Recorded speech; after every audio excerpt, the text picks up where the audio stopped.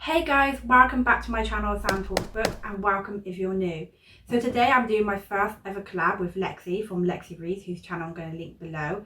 We are both choosing 2 prompts for one another. Neither one of us know what the other one has chosen, and I'm super excited to be doing this collab with Lexy and yeah, to find out what prompts she's chosen for me. So I'm going to jump straight into the video, find out what she's chose, and yeah, so nervous.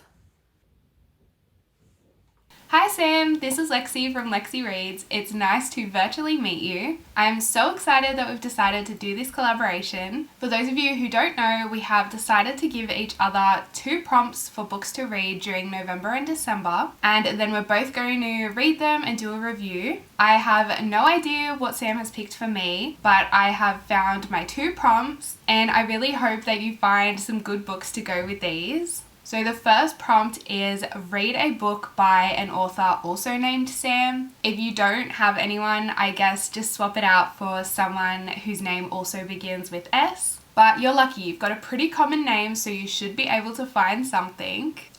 Okay. Wow, this cat just literally got in my face. Okay, so, oh my gosh. So the first prompt is a book with this author with the same name or same initial. So I'm going to go and find a book and I will be back, and this guy needs to leave me alone. Okay, so I did find one book that's got my name, but it's like an 800 or more page book and I can't really fit that in during December just because I have so much planned already. So I'm going to go for the second option that Lexy gave, which was an author with the same initial, and that one is The Snow Song by Sally Gardner. So her name begins with an S. I think this is like fairy tale fantasy, and it really fits perfect for December time, which is when I'm going to be reading this one. So this is the one I've gone for the first prompt.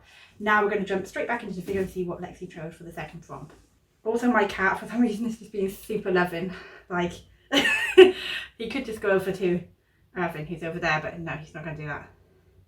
And my second prompt is to read something by an Australian author. So this can be any genre. It could be an audiobook, a physical book, anything you like, but there is definitely a bunch of good ones out there. So I hope you find something to suit. I hope you enjoy any book that you choose, and I can't wait to see your review. I'm also looking forward to what prompts you have sent me, and this couldn't have come at a better time. I'm always really indecisive with my TBRs, so this makes it so much easier for me. Well, that's it from me, and happy reading. Okay, so the second prompt is an Australian author, which is actually awesome because Lex is actually from Australia, so it kind of fits really well. I'm gonna have to go and find out what authors I have that are from Australia, and then I'll be right back. Oh, I almost broke my bloody wrist. Okay, so I do have quite a few books, like Page 2. I forget what the other author's called. I think it's the one who did Apples Never Fall. There's a book that was like an international bestseller from an Australian author, and I've been putting this book off, but I feel like this prompt has kind of gave me the push to pick it up and give it a go, and that is The Book Thief by Marcus Zusak. I think I'm saying that right. So I actually love historic fiction books, so I'm kind of expecting to go into this book and absolutely loving it.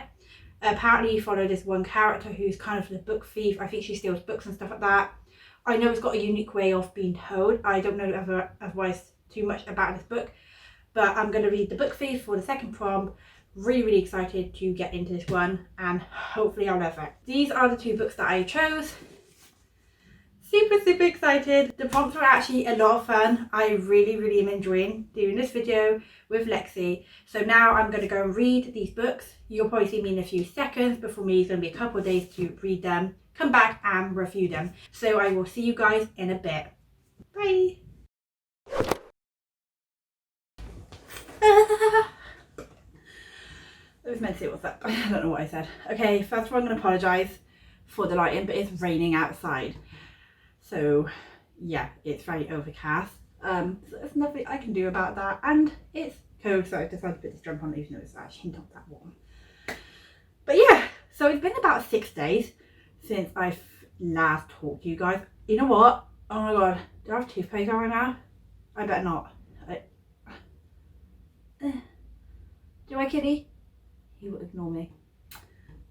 Anyway, So it's been about 6 days since I last spoke to you guys. I've now officially read the 2 books from the prompts that Lexy gave me, and I don't think I chose the best books. I don't know why, but I kind of feel awful. Like, I was really hoping that I was going to pick 2 books that were like 5 stars, but like, I failed on the book choice. We're going to talk about it. We're going to talk about it now. So first off, I'm going to talk about one book. It's the second book that I read for the second prompt that Lexy gave, which was the Australian author one, and that was The Book Thief. So this is historic fiction, and I absolutely love historic fiction. So I thought, I'm going to love this book. Although I was kind of worried going into it, just because I heard it was told in the point of view of death, and I didn't know how I was going to feel about that.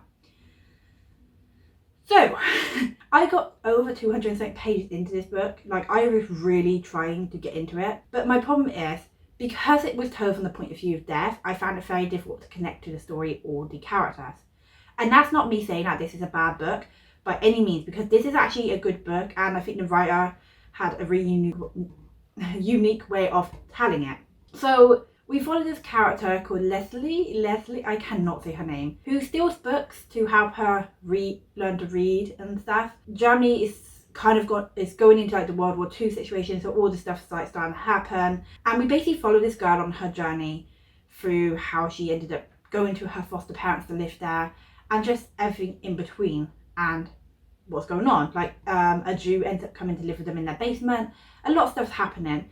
And I'm sure this book got like a lot more better as it goes on. However, because of it being told from the point of view of death, I really could not connect to the story or the characters. And I really, really wanted to. It was just like this barrier there that I couldn't like get over.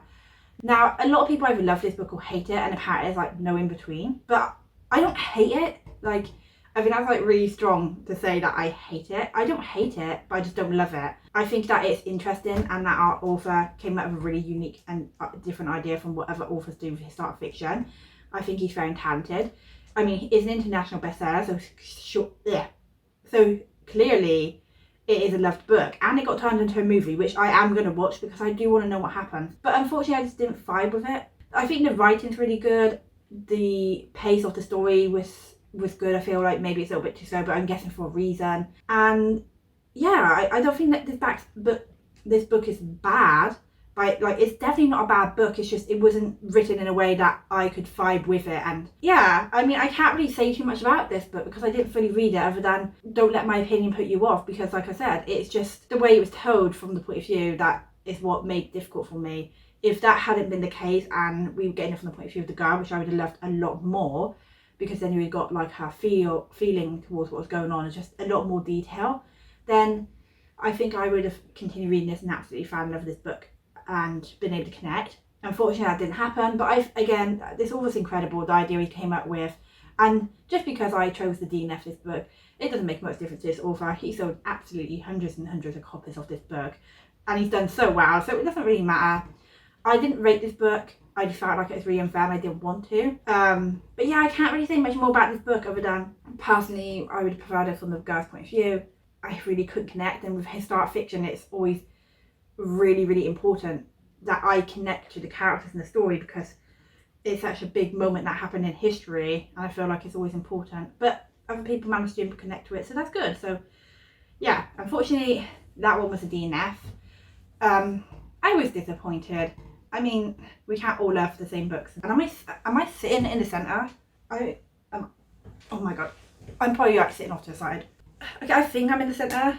I'm using my phone to film. I don't have a proper camera yet, so I don't have like a viewfinder that I can see myself. So anyway, going on to the next book with The Snow Song. We follow a character called Edith who has fallen in love with a guy called Demetrius, and she wants to marry him. However, her father prefers her to marry the butcher, just because if she marries him, he'll wipe off all the debts that the father owes. So they come up with this deal to kind of force Edith into making a promise that if the guy Demetrius does not return before snowfall, she will marry him. I don't really know what I can say other than snow starts to fall, and then Edith just stops talking. Like, she just stops talking, her hair goes white. A lot of stuff happens in this book, but then also not.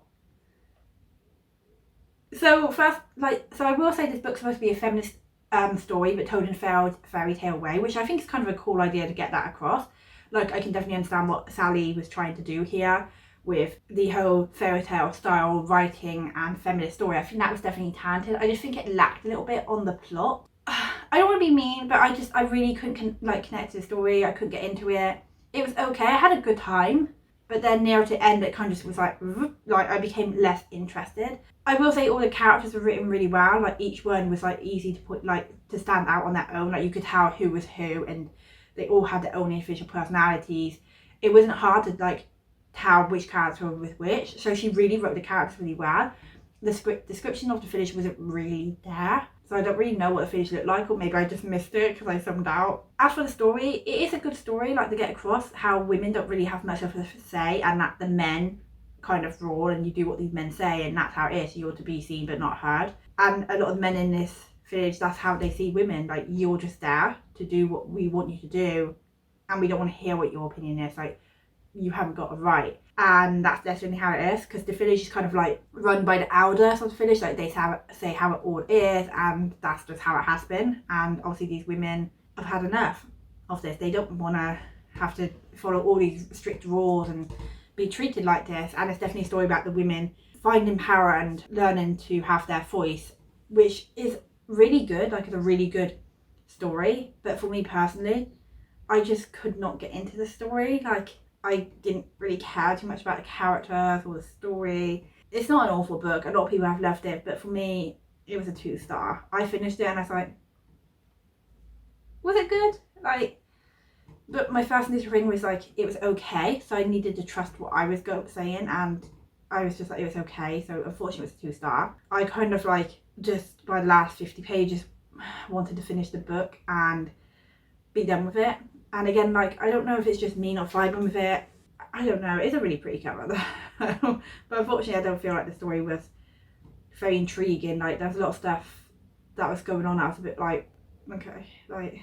I will say though, I did like the one character, Misha. He is the grandson of the butcher, and he's half deaf. And a lot of people in the village call him an idiot because of this. I think he's really stupid when he's not.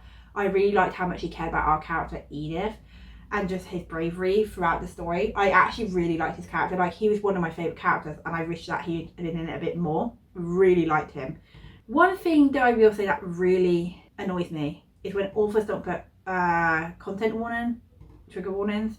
And I'm going to give you guys one now because I feel like it's needed. You might pick this book up thinking, oh, a fairy tale telling book sort of thing. This book is a feminist sort of story, but also it deals with some heavy topics that we're not warned about.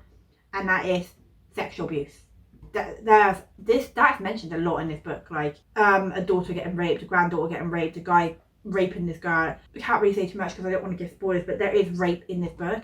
I feel like there always should be a warning. I mean, I could be wrong. There might have been a warning and I missed it, and if there is, then I'm sorry. No, so there isn't actually a warning for that in this book, and I feel like it's very, very important that authors give these warnings because, it could really upset someone picking up this book not expecting it, and then it's just bam, right in your face. And yeah, it's not nice for anyone to pick up a book and not be expecting it, and then it just happens. I felt like it doesn't ruin the story. You could still mention it and it doesn't ruin the twist that come from it. It's not going to ruin the story. It's just something that was needed, and that kind of made me a bit annoyed a little bit, the fact that this wasn't mentioned. I'm lucky enough I was okay. I was a bit shocked, but there are some people that this could really, really upset, so I just want to give a warning. But unfortunately, yeah, it was a 2-star book. I don't feel like I can even give the best review for this. I'm not feeling too well, so I didn't sit here and plan out my review properly for this one, which I'm really sorry. I'm not feeling very well today, and the weather sucks. So, and also these little marks, if you guys can see on my face, have not gone in a month.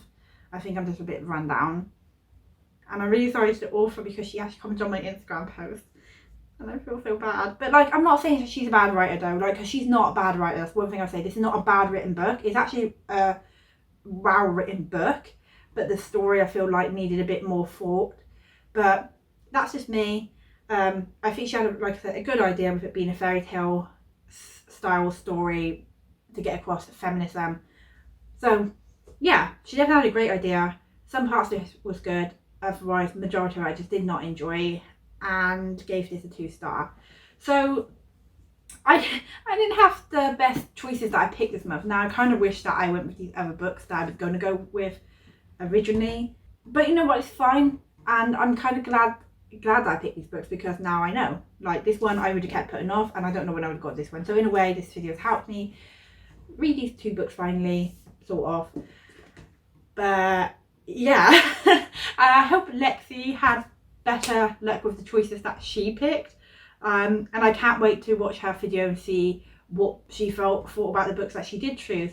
Which, guys, I'll link her channel below, and you guys should definitely go and check out her channel. Check out her video when she does upload it, so you can see what prompts I chose for her, what books she chose, and what she thought about them. It will be linked below.